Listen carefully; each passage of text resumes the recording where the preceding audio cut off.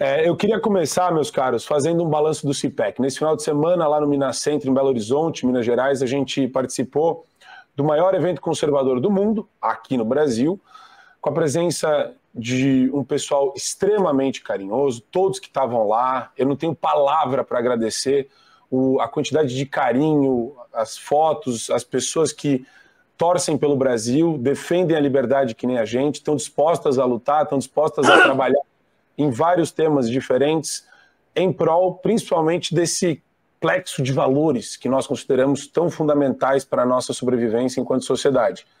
E eu queria começar esse balanço, meu querido Holliday, com a fala dele. Sim, a fala de Adrilles Jorge, que foi a fala do CIPEC que viralizou. Vamos colocar ela aqui, por favor. Se não se unirem jornalistas, congressistas, deputados, senadores, comunicadores, em uníssono, dizendo a coisa mais óbvia, existe uma ditadura no Brasil, e essa ditadura é capitaneada por Alexandre de Moraes, pelo STF. Eu queria dizer uma coisa a vocês. Desde os anos 90, eu escuto no Brasil, eu sou velho, eu sou o mais velho aqui.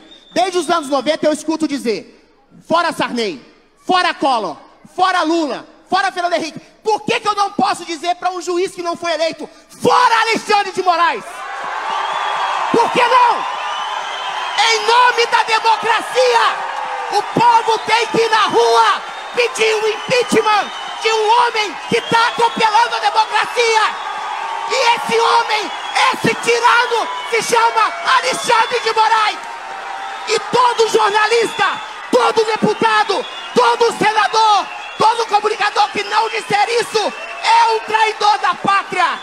Porque trai a realidade, trai a democracia e trai a realidade oficial de um povo que está cansado de ser sufocado e não ter coragem de dizer.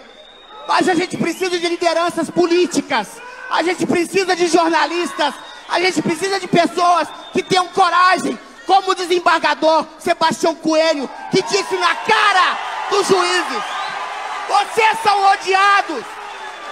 E o ódio, presta atenção, e o ódio que se tem hoje ao STF não é um ódio gratuito de uma extrema-direita nazista, fascista, como quer fazer acreditar o Alexandre de Moraes.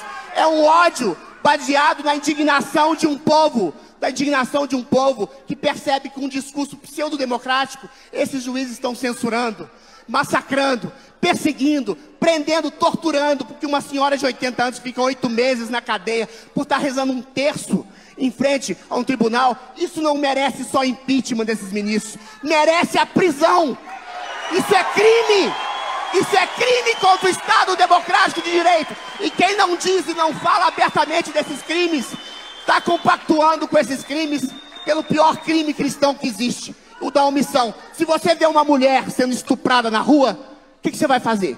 Você não vai ajudá-la, você vai rezar por ela, você tem que fazer pela ação. A fé se move em obras. E se você vê a democracia sendo estuprada na sua frente do Brasil, você não pode só rezar a Deus. Você tem que agir em consonante com os princípios cristãos. Todo jornalista, deputado, senador, influenciador que nega a realidade está traindo a pátria junto com o STF. Então é todo mundo na rua, consonante a lideranças políticas que precisam alimentar esse povo a defender a liberdade e a democracia no país.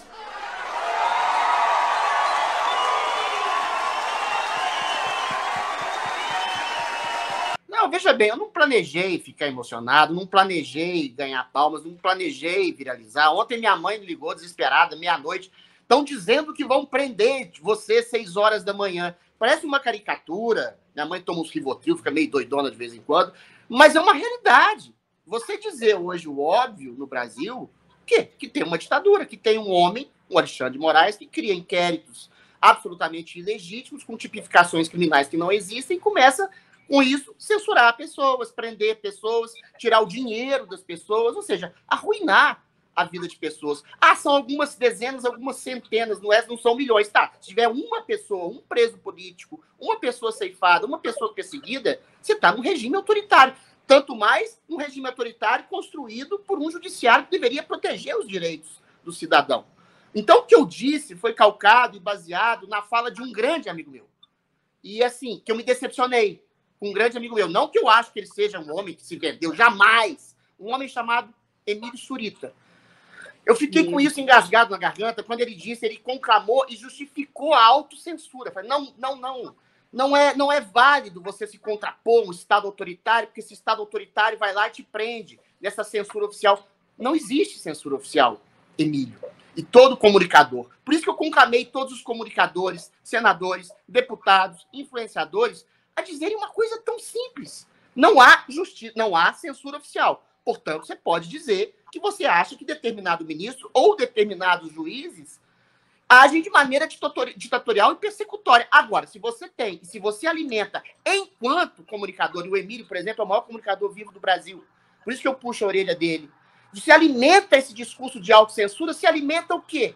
O medo. Alimentando o medo, se alimenta o quê? A covardia. Alimentando o medo e a covardia de influenciadores, deputados, senadores e comunicadores em geral, se alimenta a ditadura que está se instalando no Brasil. Então é um erro grave que o Emílio Surita, que é o maior comunicador do Brasil, comete na emissora que foi um dia a mais livre, a mais plural do Brasil, que alimenta um estado de censura suboficial, que todo mundo sabe que existe, mas ninguém revela que tem, e que não pode acontecer assim. Então é muito simples você democraticamente, libertariamente, num país que se julga uma democracia, dizer o simples, o banal. Existe um homem que está se tornando um ditador, um dono do Brasil sem voto. Existe uma ditadura que está perseguindo pessoas.